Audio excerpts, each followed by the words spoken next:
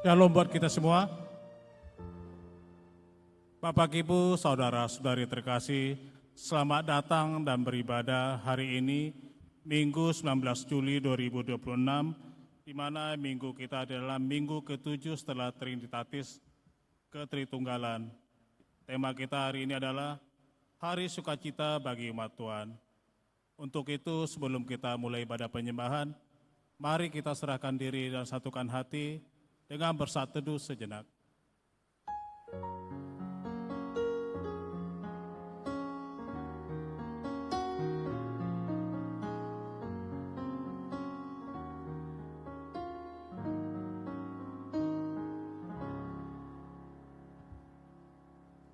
Amin. Kita memuji Tuhan dari pelengkap Kidung Jemaat nomor 4 ayat 1 sampai 2.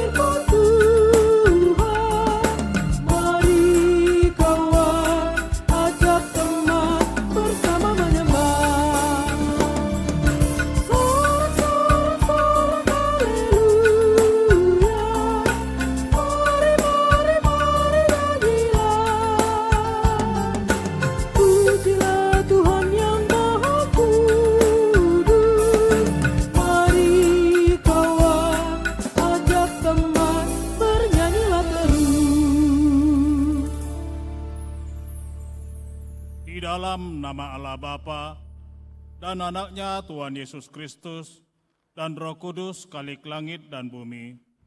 Amin. Demikianlah sabda Tuhan Yesus. Berbahagialah orang yang lapar dan haus akan kebenaran, karena mereka akan dipuaskan. Berbahagialah orang yang suci hatinya, karena mereka akan melihat Allah. Haleluya.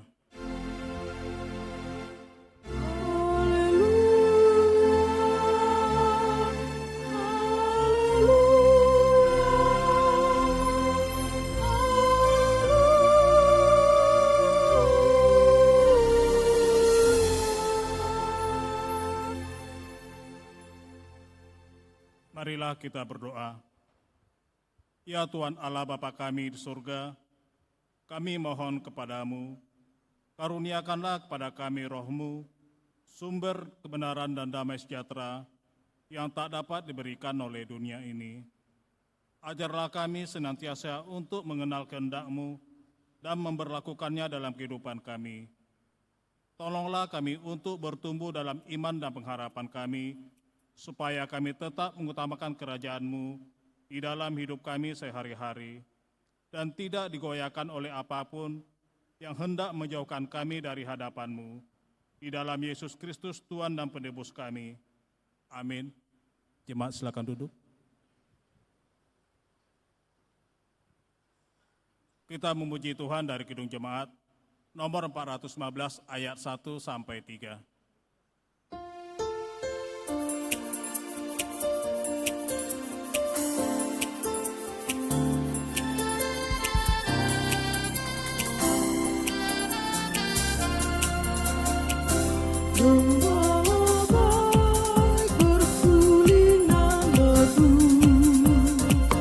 Membimbing aku pada tenang dan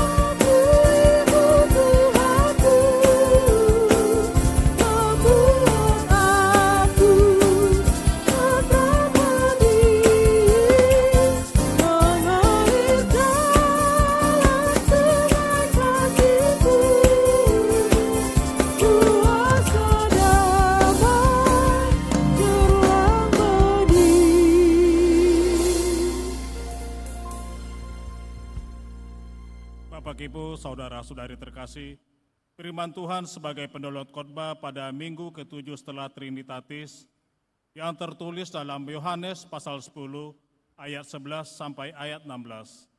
Yohanes pasal 10 ayat 11 sampai 16. Marilah kita membaca secara bergantian. Beginilah firman Tuhan. Akulah gembala yang baik.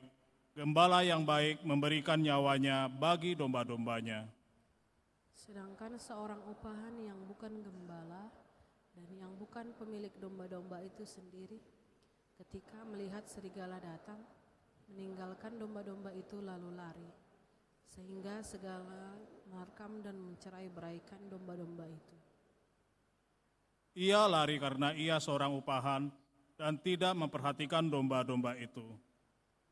Akulah gembala yang baik, dan aku mengenal domba-dombaku, dan domba-dombaku mengenal aku.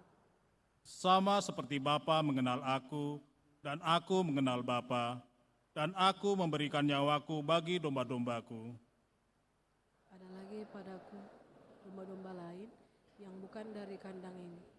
Domba-domba itu harus kutuntun juga, dan mereka akan mendengarkan suaraku, dan mereka akan menjadi satu kawanan dengan satu gembala. Sampai demikian pembacaan firman Tuhan. Yang berbahagia ialah mereka yang mendengarkan firman Allah dan memeliharanya. Amin. Kita memuji Tuhan dari Kidung Jumaat nomor 32 ayat 1-3.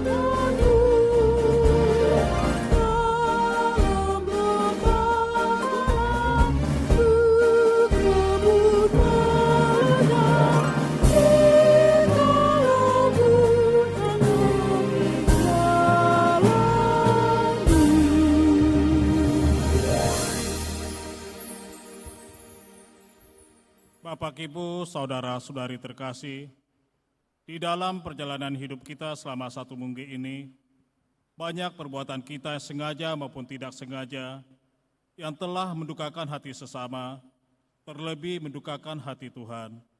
Saat ini, kita diberikan kesempatan untuk mengakui dan menyesali dosa-dosa kita di hadapan Tuhan. Marilah kita berdoa dalam hati kita masing-masing.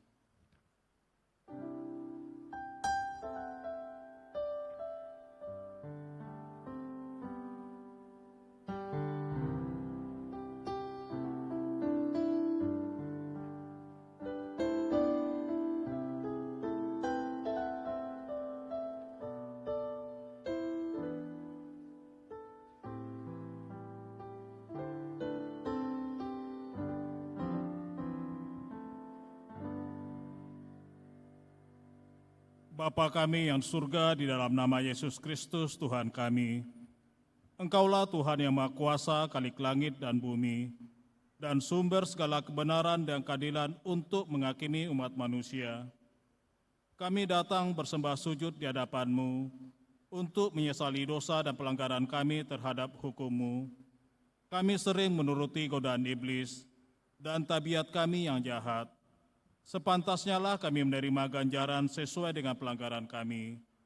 Tetapi kami telah sadar akan kejahatan kami, sehingga kami datang ke hadapan-Mu untuk menyerahkan diri dan menyesali segala dosa kami. Tolong dan kasihanilah kami, ampunilah segala dosa dan pelanggaran kami, Ya Roh Kudus, terangilah hati kami, dan teguhkanlah kami untuk melakukan apa yang berkenan kepadamu, sampai kami beroleh hidup yang kekal. Di dalam pengasihan Tuhan Yesus Kristus Tuhan kami. Amin. Janji Tuhan tentang pengampunan dosa. Tuhan adalah penyayang dan pengasih, panjang sabar, dan berlimpah-limpah kasih setianya. Tidak dilakukannya kepada kita setimpal dengan kesalahan kita. Seperti Bapa sayang kepada anak-anaknya, demikian Tuhan sayang kepada orang-orang yang takut akan Dia. Segala kemuliaan bagi Allah di tempat yang maha tinggi. Amin. Jemaat silakan duduk. Kita memuji Tuhan dari Kidung Jemaat nomor 419 ayat 1 sampai 2.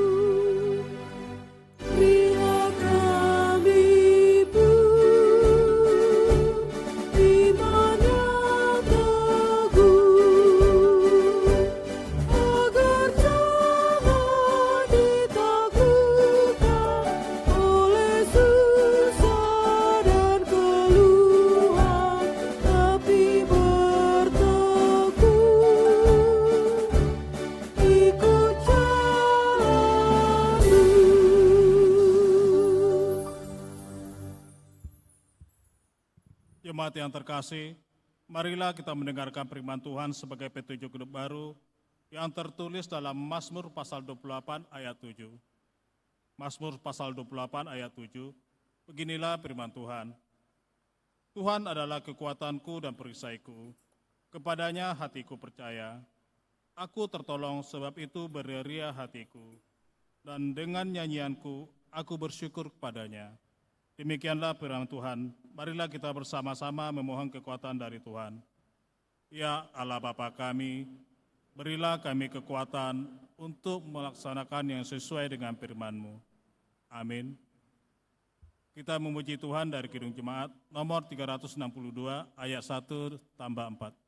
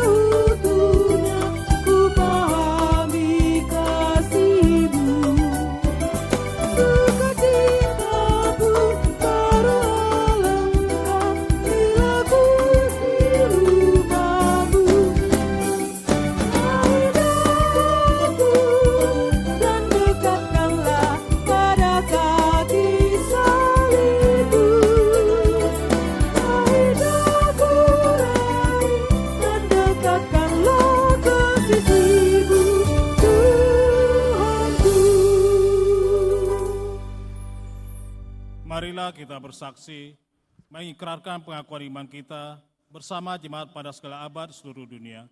Bersama-sama, aku percaya kepada Allah, Bapa yang Maha Kuasa Khalik langit dan bumi.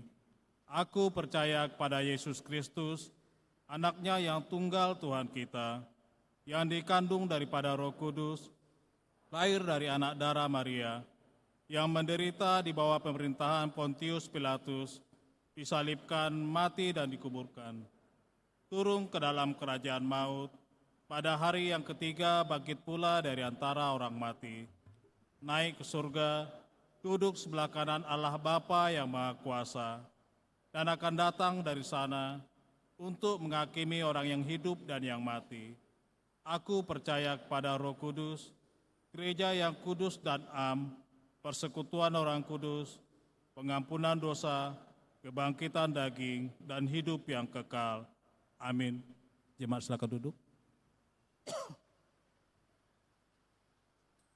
Untuk menyambut pemberitaan firman Tuhan, kita memuji dari Kidung Jemaat nomor 407 ayat 1 dan 4.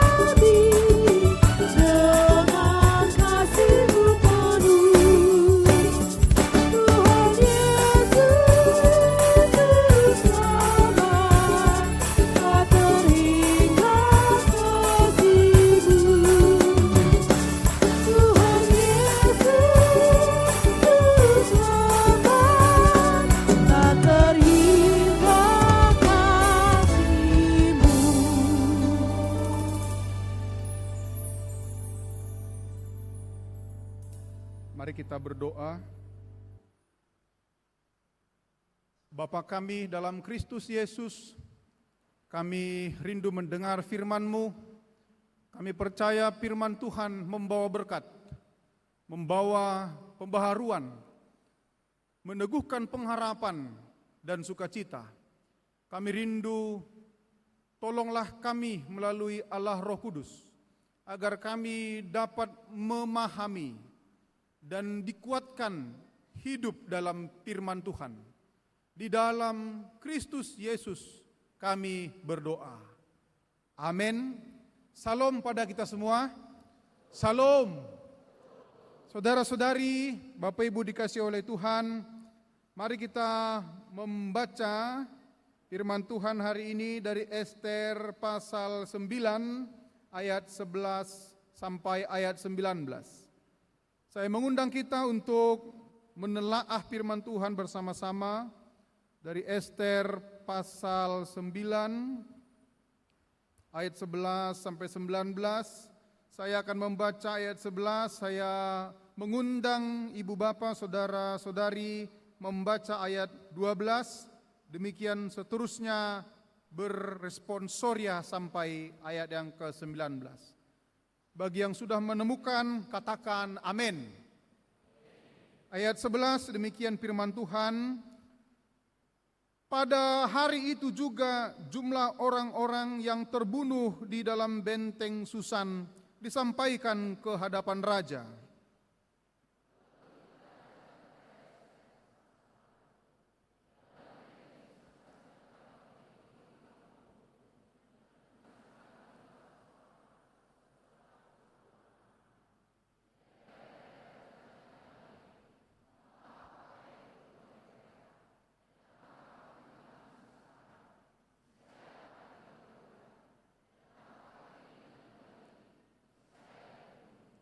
Lalu jawab Ester, jikalau baik pada pemandangan raja, diizinkanlah kiranya kepada orang Yahudi yang di Susan untuk berbuat besok pun sesuai dengan undang-undang untuk hari ini, dan ke-10 anak Haman itu hendaklah disulakan pada tiang.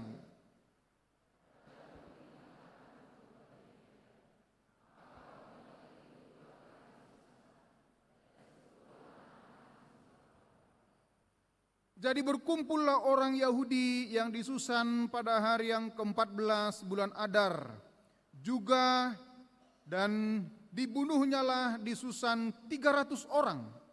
Tetapi kepada barang rampasan tidaklah mereka mengulurkan tangan.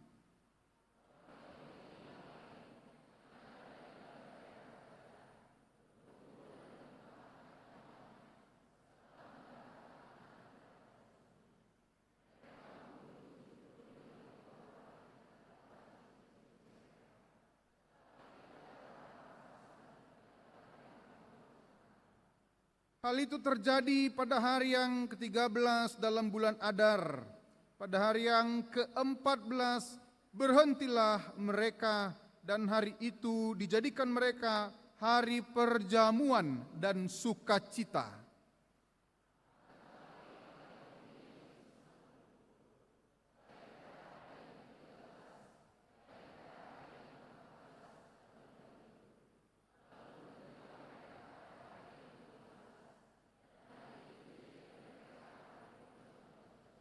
Ayat 19 saya undang bersama-sama 2 ya. Oleh sebab itu orang Yahudi yang di pedusunan, yakni yang diam di perkampungan, merayakan hari yang ke-14 bulan Adar itu sebagai hari sukacita dan hari perjamuan dan sebagai hari gembira untuk antar mengantar makanan. Amin, demikian firman Tuhan. Salam. Tolong salam samping kiri kanan, katakan selamat hari Minggu, Tuhan Yesus memberkati. Saudara-saudara, firman Tuhan yang menyempurnakan sukacita kita hari ini adalah kitab Ester. Kitab yang jarang disampaikan dalam khotbah. Kitab yang jarang dipahami secara utuh. Bahkan kalau saudara-saudara membaca kitab Ester ini, tak satu kata pun ada kata Tuhan di dalamnya. Kitab Ester adalah kitab tentang seorang putri yang terbuang, yang diberkati Tuhan, yang kemudian menggembalakan, menyelamatkan orang Yahudi. Seseorang yang terbuang tapi kemudian menjadi pahlawan. Untuk lebih utuh memahami firman Tuhan, saya mengundang kita membaca Ester 1 ayat 1. 2 ya. Pada zaman Ahasiweros, dialah yang merajai 127 daerah mulai dari. Jadi saudara-saudari, kisah iman Ester ini tidak hanya ditulis di Alkitab, tapi ada dalam sejarah nasional kerajaan Persia yang terkemuka itu. Persia bahasa modernnya adalah Iran. Kenapa Ester, orang Yahudi, bisa sampai ke Iran pada abad-abad itu? Abad ke-6, abad ke-5, abad ke-4, 6 sebelum Masehi. Karena bangsa Yahudi terbuang ke Babel. Babel itu Mesopotamia.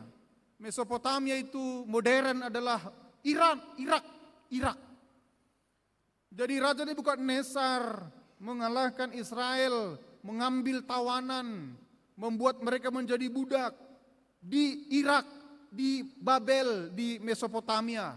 Lalu Raja Kores mengalahkan kerajaan Nebukadnezar dan kemudian membawa juga tawanan-tawanan Raja Nebukadnezar itu dari Babel ke Persia, dari Irak ke Iran. Maka khotbah hari ini adalah perjalanan panjang.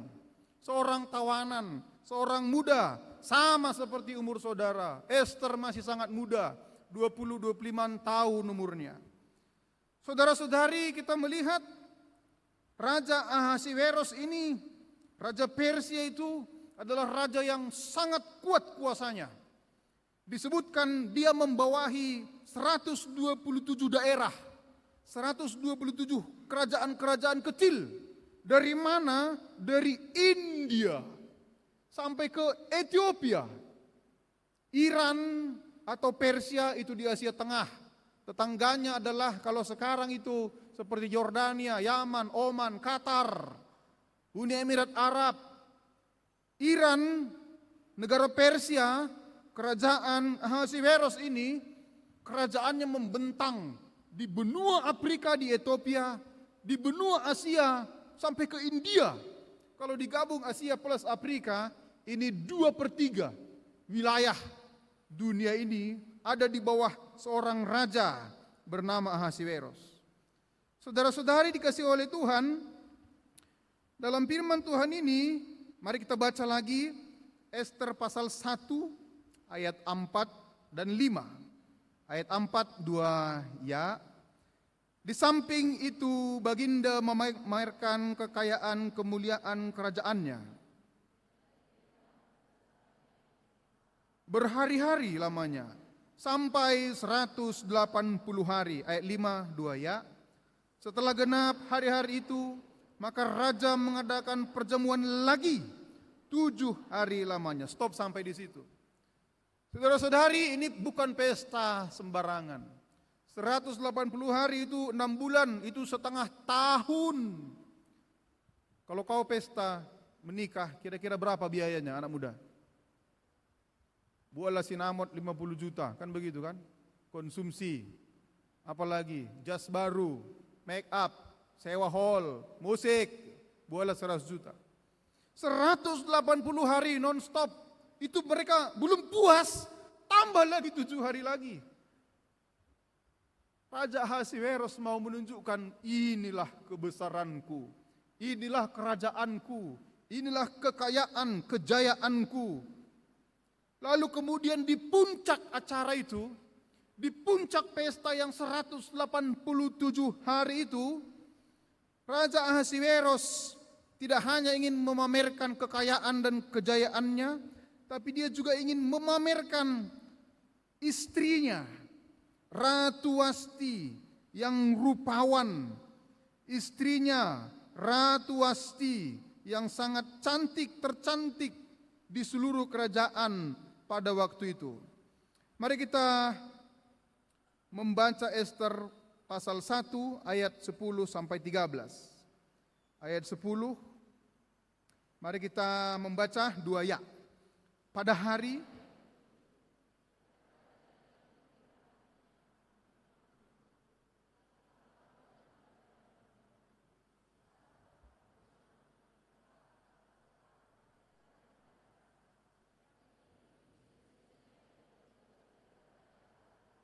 ayat 11, supaya mereka membawa Wasti sang ratu dengan memakai mahkota kerajaan menghadap raja untuk memperlihatkan kecantikannya kepada sekalian rakyat dan pembesar-pembesar, karena sang ratu sangat elok rupanya. Ayat 12-13 kalau kita teruskan, ratu itu menolak. Ayat 12, tapi ratu menolak menghadap titah raja seperti yang disampaikan sida-sida itu. Saudara-saudari, disinilah hati Ahasiweros terluka. Egonya, gengsinya, harga dirinya terluka. Masakan aku raja dari India sampai ke Ethiopia, aku raja membawahi 127 raja-raja kecil, ratusan juta prajurit yang gagah, semua kuperintahkan datang tunduk, tapi istriku tidak mau datang. Barangkali inilah salah satu juga alasan di mana perempuan disebut ras terkuat di dunia ya. Karena apa? Raja seperti Ahasiweros tidak ada yang berani menentangnya. Tapi ada satu perempuan dia tidak mau datang. Saudara-saudari, ini melukai hati Ahasiweros, maka dia melarang Ratu Wasti datang ke kerajaannya dan dia mencabut keratuannya. Dia mencabut haknya sebagai ratu.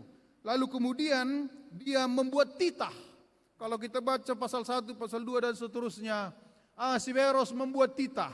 Kumpulkanlah perempuan yang elok rupanya, yang pintar, rupawan, dan berhati berhikmat untuk menggantikan Ratu Wasti menjadi ratu kerajaan Persia. Mari kita buka Ester 2 ayat 7. Ester pasal 2 ayat 7, 2 ya. Mordekhai itu pengasuh Hadasa, yakni anak saudara ayahnya. Sebab anak itu tidak beribu bapa lagi. Gadis itu elok perawakannya dan cantik parasnya. Ketika ibu bapanya mati, ia diangkat sebagai anak oleh Mordekhai. Di sini kita mulai mengenal seorang bernama Ester. Dia tidak punya ibu, dia tidak punya bapa. Dia terbuang ke Babel, terbuang ke Persia. Dia jauh dari rumah, dia budak, dia bukan siapa-siapa. Dia tidak punya orang yang bisa diandalkan. Tapi firman Tuhan mengenalkan kita kepadanya. Dia diasuh oleh Mordekhai. Siapa Mordekhai? Saudara ayahnya. Mungkin abang ayahnya atau adik ayahnya. Kalau abang ayahnya berarti mertutur apalah dia. Kalau dia orang Batak, misalnya Ester ini baru tampu bolon. Mertutur apalah dia, bapak tu. Kalau adik ayahnya bapak udah. Dia diasuh oleh saudara ayahnya. Saudara-saudari, pada waktu itu ada orang yang bernama Haman. Nah, siapa lagi Haman ini? Di kerajaan Persia, raja tertinggi adalah Ahasiweros. Kemudian di bawahnya ada perdana menteri, pejabat di atas segala pejabat bernama Haman. Haman ini membenci orang Yahudi. Haman ini membuat titah, siapa yang tidak mau sujud kepadanya, dia harus dihukum mati. Pada waktu itu Mordekhai, bapak uda atau bapak tuanya Ester ini tidak mau sujud kepada Haman. Karena Mordekhai punya iman yang berbeda. Lalu hati Haman panas, dia marah dan dia ingin membunuh bukan hanya Mordekhai, tapi membunuh seluruh orang Yahudi yang ada di Persia pada waktu itu. Saudara-saudari yang dikasihi Tuhan, dalam firman Tuhan bila kita persingkat, ketika Haman membenci orang Yahudi dan Mordekhai, Haman berkata kepada prajurit, buatlah tiang sula. Tiang sula maksudnya tiang penggantungan, tiang pemasungan. Supaya di situ digantungkan, dipasung, dibunuh, dihukum mati semua orang Yahudi. Lalu mari kita baca Ester pasal 4 ayat 11. Ester pasal 4 ayat 11, 2 ya. Semua pegawai raja serta penduduk daerah-daerah kerajaan mengetahui bahwa bagi setiap laki-laki atau perempuan yang menghadap raja di pelataran dengan tiada dipanggil, hanya berlaku satu undang-undang, yakni hanya orang yang kepadanya raja mengulurkan tongkat emas yang akan tetap hidup dan tidak dipanggil menghadap raja. Waktu itu Mordekhai mengatakan kepada Ester, Ester sudah tinggal di istana raja, Mordekhai tinggal di luar istana. Mereka sudah berpisah karena Ester sudah menjadi ratu. Tapi Mordekhai tahu Haman, perdana menteri yang pangkatnya tertinggi kedua di kerajaan itu, berencana membunuh semua orang Yahudi. Maka Mordekhai mengirim pesan pada Ester, Ester, perdana menteri Haman akan membunuh kita, bukan hanya aku, seluruh orang Yahudi. Lalu Mordekhai meminta Ester, ratu, menghadap raja. Rupanya dalam undang-undang di Persia ada aturan. Tidak seorang pun boleh datang menghadap raja kalau tidak dipanggil. Kalau datang, hukumannya apa? Mati. Hanya satu undang-undangnya. Dan semua laki-laki perempuan tahu hukum itu. Saudara-saudari, artinya apa? Kalau Ester datang menghadap dan tidak ada undangan panggilan, dia sedang mempertaruhkan nyawanya. Mari kita baca Ester 4 ayat 16. Ester pasal 4 ayat 16, 2 ya. Pergilah, terdapat di Susan dan berpuasalah untuk aku. Janganlah makan dan janganlah minum 3 hari lamanya, baik waktu malam, baik waktu siang. Aku serta dayang-dayangku pun akan berpuasa demikian. Dan kemudian aku akan masuk menghadap raja. Sungguh pun berlawanan dengan undang-undang, kalau terpaksa aku mati, biarlah aku mati. Coba sampaikan pada samping kiri kananmu, kalau terpaksa aku mati, biarlah aku mati. 2 ya.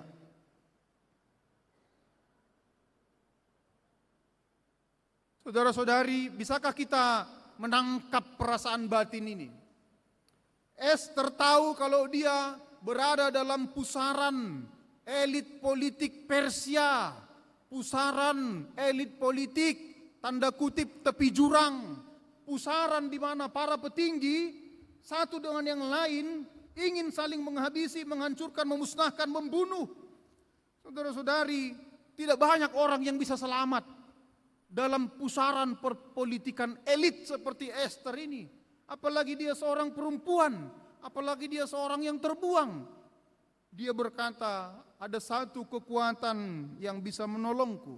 Dia ratu, istri raja yang sah. Dia punya kuasa. Dia bisa menggerakkan pasukan. Tapi satu yang dia percaya, berdoalah untukku, berpuasalah untukku. Karena dia yakin hanya doa dan puasa yang bisa menolongnya dan menolong orang Yahudi pada waktu itu. Kalau terpaksa aku mati, maka biarlah aku mati. Saudara-saudara, kita mulai mengenal Ester ini ya. Kita mulai tahu kepribadiannya. Dia gadis desa, dia putri budak, dia tidak punya ayah dan ibu, dia terbuang ke Babel jauh dari rumah, terbuang lagi ke Persia, dia tidak punya siapa-siapa. Tapi setelah menjadi ratu pun dia tidak lupa diri, dia tidak jumawa. Ada banyak orang baru pindah ke Medan sudah lain gayanya, kan begitu. Ada banyak orang baru seminggu misalnya di Jakarta sudah siapa lo, siapa gua, kan gitu. Ester saat menjadi ratu dia ingat bangsanya. Dia bisa saja memikirkan dirinya sendiri. Karena dia sudah menjadi ratu, biarkan semua mati. Toh aku sudah menjadi ratu. Aku hidup enak, ngapain ku pikiri kalian? Kalian pun gak memikiri aku. Sekarang ini ekstrim. Kalau kita mikiri kawan, kawan justru menumbalkan kita. Urus diri masing-masing. Tapi Ester berbeda. Dia bahkan mau mengorbankan nyawanya. Aku akan menghadap raja. Walaupun ada undang-undang bertaruh nyawa, berdoalah untukku, berpuasalah untukku. Saudara-saudari, ini menarik sekali. Sebelum mati, sebelum menghadapi sebuah momen hidup mati, Ester menitip pesan. Mungkin itu pesan terakhir. Apa itu? Berdoalah untukku, berpuasalah untukku. Marga apa, anak muda? Ya. Tobing. Kira-kira sebelum mati kau tobing, apalah permintaan terakhirmu? Permintaan terakhir menunjukkan jati diri. Misalnya ada orang begini, sebelum saya mati, boleh jo saksang katanya. Berarti Holland saksang dari bagas rohana kan, hanya saksang dalam hati. Sebelum saya mati, sampaikan sepucuk surat kepada Boru Aritorang, katanya kan. Berarti itulah segala-gala. Kita mulai mengenal Ester ini. Kalaupun aku menghadap raja dan raja membunuhku, terakhir kali aku meminta kepadamu, berdoalah untukku, berpuasalah untukku. Kalau terpaksa aku mati, biarlah aku mati. Saudara-saudari, tidak banyak orang muda seperti ini. Ester masih muda. Tidak banyak orang yang punya mentalitas seperti ini. Sebelum siapa-siapa, dia takut dan mencari Tuhan. Setelah menerima segalanya, dia tetap takut dan mencari Tuhan. Saudara-saudara dikasih oleh Tuhan, kita kemudian mengenal lagi sifat Ester. Sebelum kita masuk ke pasal 9 yang tadi. Mari kita baca Ester pasal 5 ayat 6. Ester pasal 5 ayat 6, 2 ya. Sementara minum anggur, bertanyalah raja kepada Ester, apakah permintaanmu? Niscaya akan kukabulkan. Dan apakah keinginanmu? Sampai setengah kerajaan sekalipun akan dipenuhi. Dari sini kita tahu bahwa Ahasiweros cinta merlebab-lebab kepada Ester. Apa permintaanmu? Kalau kita baca, lebih 3 kali Raja Ahasiweros menawarkan ini. Apa kau minta? Apa keinginanmu? Apa yang bisa membuatmu bahagia? How can I make you happy? Waduh, kalau ada pacar begini, sudahlah. Sudah terasa perfect life, kan begitu. Apa keinginanmu? Halo dek, sehatnya kau? Sehat bang. Apa keinginanmu? Apa yang membuatmu bahagia? Dan yang menawarkan ini seorang raja. Bayangkan, marga apa? Lingga. Misalnya adalah putri. Entah putri manapun itu, seorang yang kaya, dia berkata kepadamu, Lailingga, apa permintaanmu bang? Apa keinginanmu? Waduh. PT Joito katanya kan. Catat dulu kan. A, B, C, D. 1 lembar, 2 lembar, 3 lembar. Sampai 300 lembar. Ini permintaan terbuka. Apapun bisa. Setengah kerajaanku pun akan kuberikan kepadamu. Dan ini tidak sekali 2 kali disampaikan Ahasiweros. Tapi sekalipun Ester tidak pernah mengambil keuntungan. Dia tidak pernah cinta akan materi, uang, kekuasaan, dan harta. Dia tidak pernah minta itu. Yang dia minta pada malam hari itu adalah, Raja, ada orang yang ingin membunuh kaumku, saudaraku, sebangsaku. Ada orang jahat yang ingin memusnahkan tidak hanya 1-2 orang, tapi seluruh orang Yahudi. Lalu raja bertanya, siapakah dia? Waktu itu ada 3 orang di sana. Karena ini perjamuan khusus yang diatur oleh Ester. Yang diundang hanya 3 orang. Raja, Haman sang Perdana Menteri, dan Ratu Ester. Haman sudah menyiapkan tiang di Sula untuk sebagai gantungan orang Yahudi. Lalu kemudian Ester berkata, orang jahat inilah orangnya. Orang jahat inilah orangnya. Dia yang mau membunuh seluruh orang Yahudi. Lalu saudara-saudari, dalam singkat cerita, raja itu murka kepada Haman. Raja itu berkata agar Haman dibinasakan. Bukan hanya Haman, tapi yang turut binasa adalah semua orang yang berkomplot dengan Haman, yang mau membunuh orang Yahudi, yang berniat jahat pada orang Yahudi. Maka kalau kita masuk ke pasal yang 9, tadi kita membaca di Susan saja 500 orang mati dibunuh. Kita baca lagi tambah 300 orang mati dibunuh. Lalu kita baca lagi tambah 75.000 orang mati dibunuh. Kematian ini bukan kekejaman. Kematian ini adalah keadilan Allah. Kenapa? Karena dia ingin berbuat jahat kepadaku. Dia ingin membunuhku. Tapi ternyata yang terjadi sebaliknya, dia yang berniat membunuh, dia yang dibunuh. Haman dan geng komplotannya ingin memusnahkan orang Yahudi, tapi Allah membalikkan niat jahatnya, membalikkan niat buruknya. Justru dia dan seluruh pengikutnya yang binasa. Saudara-saudari yang dikasihi oleh Tuhan, firman Tuhan ini juga kita lihat dalam narasi kitab-kitab lain. Dalam Kejadian 50 ayat 20 disebut, memang kamu telah mereka-rekakan yang jahat terhadap aku, tetapi Allah telah mereka-rekakannya untuk kebaikan dengan maksud melakukan seperti yang terjadi sekarang ini, yaitu memelihara hidup suatu bangsa yang besar. Yusuf dan abang-abangnya, Yusuf dibuang ke Mesir, Yusuf dipitnah, Yusuf dijual. Orang-orang mereka-rekakan yang jahat pada Yusuf, tapi Allah mereka-rekakan yang jahat dan membalikkan reka-rekaan itu untuk kebaikan. Kita juga mengenal kisah Yakub. Yakub adalah bapak Israel, ke-12 suku itu. Yakub pernah ditipu oleh tulangnya Laban, pamannya Laban. Pamannya berkata, Yakub, kalau kau bekerja padaku 7 tahun kau akan bisa menikahi Rahel. Setelah 7 tahun bekerja, oh ada adat kita Yakub, nggak boleh kau menikahi yang bungsu, harus yang tua dulu. Menikahlah pada Lea. 7 tahun lagi kau bekerja, kau boleh menikahi Rahel. Sudah menikah, kemudian ditipu lagi. Apa tipuannya? Bekerjalah di tempatku. Kalau ada anak domba yang belang-belang, itu akan jadi milikmu. Kalau anak domba yang putih polos, itu akan jadi milikku. Berulang kali Yakub ditipu pamannya, tulangnya. Tulang mengoto-ngotoi bere. Oh, bayangkanlah itu. Tulang dan bere, suami dan istri, pacar dan pacar, kawan dan kawan, jeruk, makan jeruk.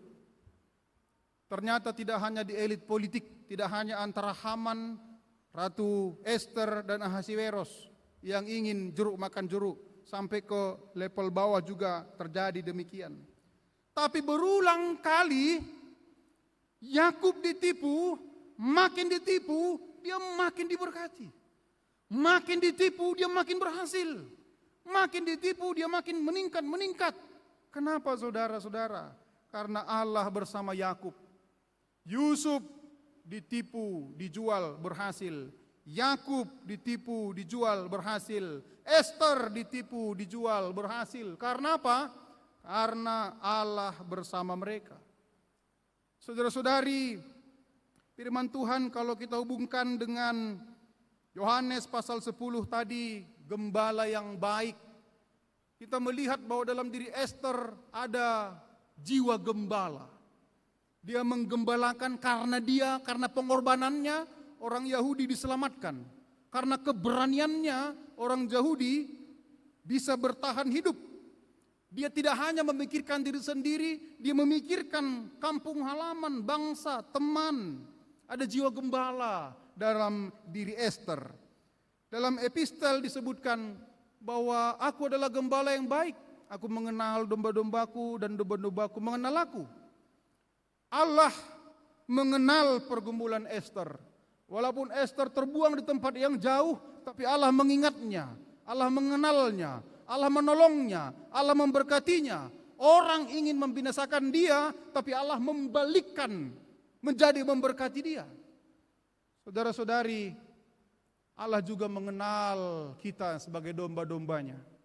Allah mengetahui pertarungan, pergumulan, kondisi batin, kehidupan kita. Esther tidak pernah berjalan sendiri.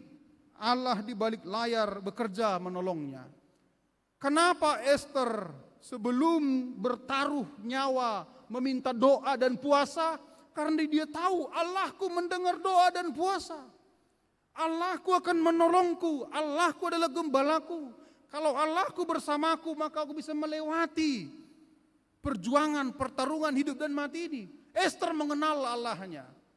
Dia mengenal siapa gembalanya. Saudara-saudari, ada keajaiban yang sering kita abaikan.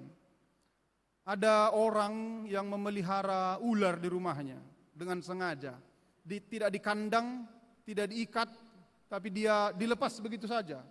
Dan ular itu bermain-main dengan anak-anaknya. Ularnya tidak kecil, 7 meter, 8 meter.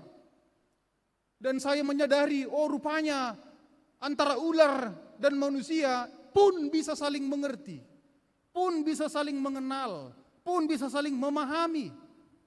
Saya melihat sirkus, ada harimau, dipanggil oleh pawangnya. Harimaunya keluar, harimaunya dipegang kumisnya, dipegang giginya. Harimau itu tunduk pada pawangnya. Saya menyadari, oh harimau juga bisa saling memahami dengan manusia. Harimau bisa saling mengerti. Ada yang lebih lagi, lumba-lumba yang hidup di air. Bisa diatur, dilatih, bisa saling memahami dengan manusia yang hidup di darat. Ketika pawangnya bilang lompat, lumba-lumbanya lompat. Pawangnya bilang berenang, lumba-lumbanya berenang. Oh rupanya bisa. Yang hidup di air, yang hidup di darat, bahasa berbeda, habitus berbeda, bisa saling Mereka bisa saling mengenal satu yang lain. Tapi ada juga keanehan yang di atasnya. Manusia dan hewan bisa saling memahami, tapi ada manusia dengan manusia tidak saling memahami. Coba tanya samping kiri kananmu, bisakah kita saling memahami? 2 ya.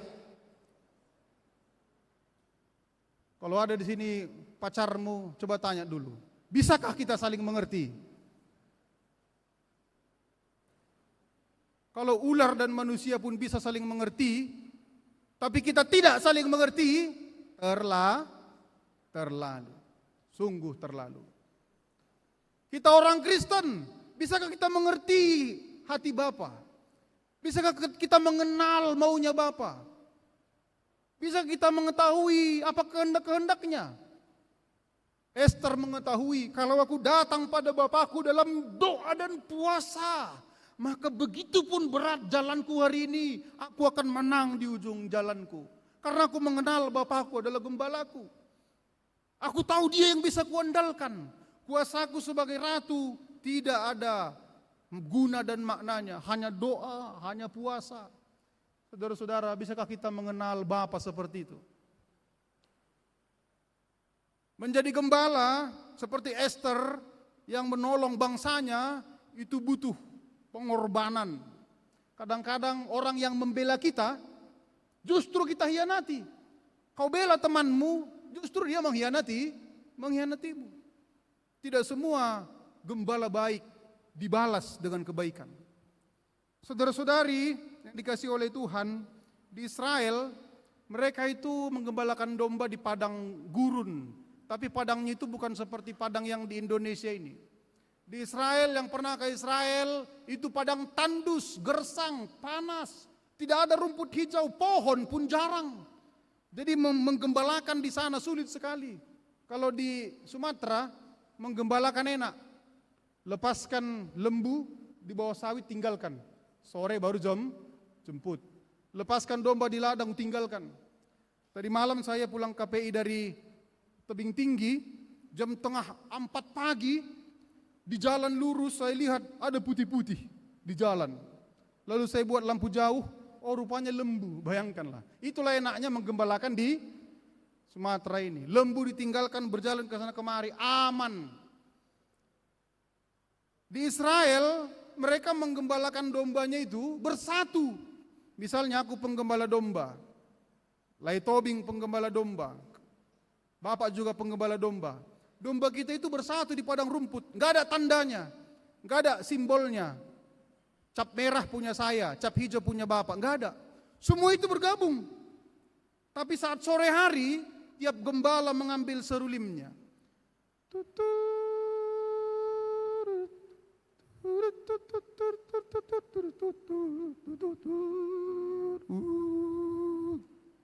Lalu tiba-tiba, itulah contohnya, macam suling Batak ya. Lalu domba yang jumlahnya bisa ribuan itu, yang pemiliknya bisa puluhan itu, tiba-tiba bisa berpencar. Semua mengikuti serulim gembalanya masing-masing, tanpa ada yang mengarahkan, tanpa ada yang mengusir, tanpa ada yang menolong. Domba itu tahu sendiri, oh itu suling gembalaku, dia belok ke kanan. Oh itu gembalaku, dia belok ke kiri. Domba itu mengenal siapa gembalanya. Saudara-saudari, itu sangat luar biasa. Dan itu dibuat oleh Tuhan untuk menjelaskan Dia adalah gembala yang baik. Tapi sering kita tidak menjadi domba yang baik. Tuhan gembala yang baik tidak usah diragukan. Tapi coba tanya samping kiri kananmu, apakah engkau domba yang baik? 2 ya. Si Ester ini dia tahu diri, dia tahu dia tanpa ayah, tanpa ibu, dia tahu dia tanpa backing, dia tahu dia budak, dia tahu dia perempuan, dia tahu dia muda, dia tahu diri. Maka dia mengandalkan doa dan puasa. Ada domba, sudah domba, tidak ada perlindungan, gigi tidak tajam, cakar tidak ada. Kalau dia misalnya landak, oke lah. Kalau landak kan walaupun lambat, kalau digigit ada durinya. Sudah domba, lambat, tidak ada cakar, gigi tidak tajam. Kalau sore mata rabun. Darangan juga. Saudara tahu darangan? Penyakitan. Tidak mau juga mendengar gembalanya. Bayangkanlah betapa suramnya keadaan itu. Saudara-saudara dikasihi oleh Tuhan, hari itu Ester menolong orang Israel. Dan Ester membuktikan Tuhan menjawab doanya. Dan hari itu, hari duka, hari hukum, hari kutuk, berubah menjadi hari Purim. Hari bergembira. Ayat 19 sampai ayat 18-19 berulang kali disebutkan mereka bergembira. Mereka membuat hari itu hari berantar makanan, hari bersukacita. Saudara-saudari dikasihi oleh Tuhan, sesungguhnya kitab Ester ini menolong kita bahwa sesungguhnya Tuhanlah yang membuat kita berubah status dari yang bukan siapa-siapa menjadi orang yang diberkati. Kalau kita mengangkat dan menghubungkan ini pada salib di perjanjian baru, kitalah yang harusnya mati di salib itu. Kita yang harusnya terkutuk, tapi hari penghakiman, hari terkutuk, hari kebinasaan, diubah Tuhan Yesus Gembala yang baik menjadi hari keselamatan. Salib simbol kematian, 13 Adar, hari kematian orang Yahudi, menjadi hari sukacita, hari kebangkitan, hari kemerdekaan, hari bergembira. Saudara-saudari, saya tidak tahu apa pergumulan, beban, dan pertarungan saudara. Tapi firman Tuhan ini dimaksudkan tidak hanya mendengar kisah Ester, tapi juga menawarkan, apakah kita juga mau mengalami apa yang dialami Ester? Apa kita mau menghidupi apa yang dihidupi Ester? Apakah kita pendengar atau mau merasakan pertolongan Tuhan seperti pertolongannya pada Ester? Kiranya Tuhan Allah memberkati, menguatkan dan menolong kita, bahwa sejauh apapun kita terbuang, Dia Gembala yang baik bisa membuat kita berhasil dan bersinar sama seperti Ester. Amin. Mari kita berdoa. Bapa dalam sorga, kami mengucap syukur karena Tuhan menolong kami memahami Engkau Gembala yang baik, Gembala yang mengubah hari kegelapan menjadi hari sukacita, Gembala yang bisa menolong, yang mengenal kami. Kami bersyukur melalui kesaksian iman Ester, kami tahu Tuhan, bahwa walau tanpa ayah dan ibu, tanpa siapa-siapa, tapi kami tidak sendirian. Kami memiliki Allah yang mengerti hati kami, yang mampu membela kami, yang berkuasa menolong kami. Tuhan Yesus, banyak di antara kami adalah orang yang merantau di kota ini. Sama seperti Ester terbuang dan merantau jauh ke Persia. Tapi ternyata penggembalaan Allah setia pada orang yang percaya dalam doa, dalam puasa, dalam kesungguhan kepadamu. Berkatilah kami Tuhan, dalam Kristus Yesus kami berdoa. Amin. Mari kita sambut firman Tuhan dengan nyanyian terima kasih Tuhan untuk kasih yang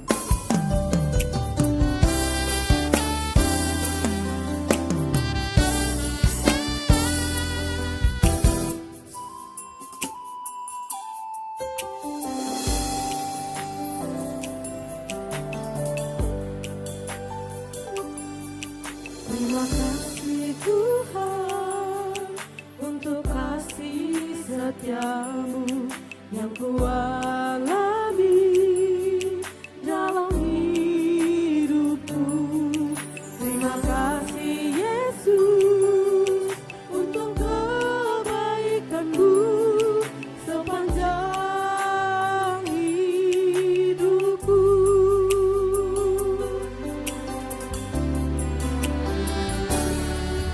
Terima kasih Tuhan untuk kasih setiamu yang kualami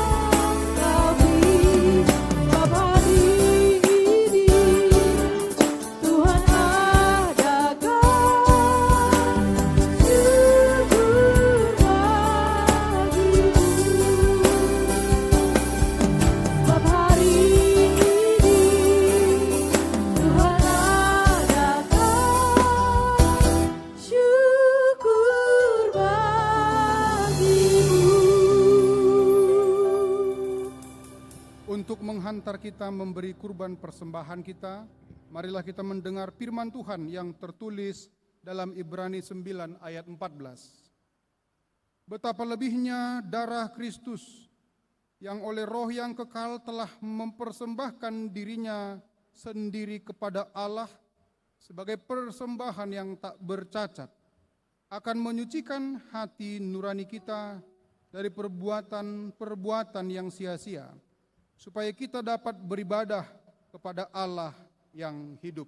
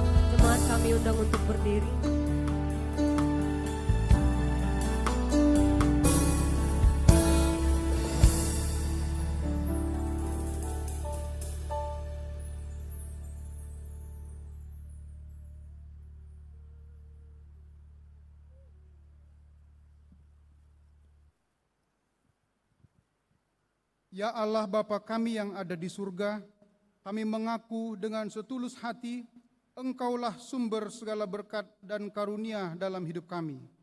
Di sini kami mempersembahkan kurban syukur kami kepadamu. Terimalah persembahan umat-Mu dan berkatilah menjadi alat kesaksian, persekutuan dan pelayanan jemaat-Mu ini. Jadikanlah hidup kami persembahan yang berkenan kepadamu, dan pakailah hidup kami untuk turut menghadirkan tanda-tanda kerajaan-Mu, kasih, keadilan, damai sejahtera, dan sukacita. Bukalah hati kami oleh Roh Kudus-Mu, agar kami senantiasa mengucapkan syukur kepadamu di dalam nama Yesus Kristus Tuhan kami. Amin. Mari bersyukur semua atas kebajikan Tuhan, kasih perjanjiannya sungguh nyata selamanya. Umatnya dibebaskannya untuk hidup bersejahtera, kasih perjanjiannya sungguh nyata selamanya. Bapa kami yang di surga, dikuduskanlah namamu, datanglah kerajaanmu, jadilah kehendak-Mu di bumi seperti di surga. Berikanlah kami pada hari ini makanan kami yang secukupnya, dan ampunilah kami akan kesalahan kami, seperti kami juga mengampuni orang yang bersalah kepada kami. Dan janganlah membawa kami ke dalam pencobaan, tetapi lepaskanlah kami daripada yang jahat.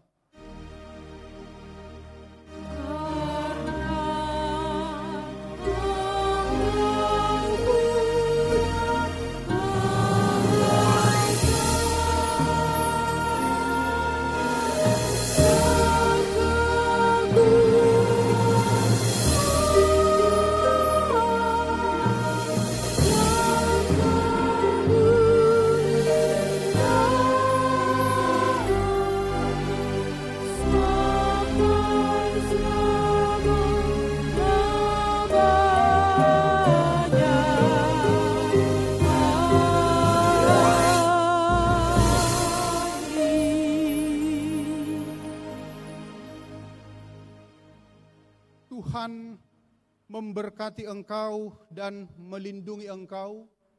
Tuhan menyinari engkau dengan wajah-Nya dan memberi engkau kasih karunia.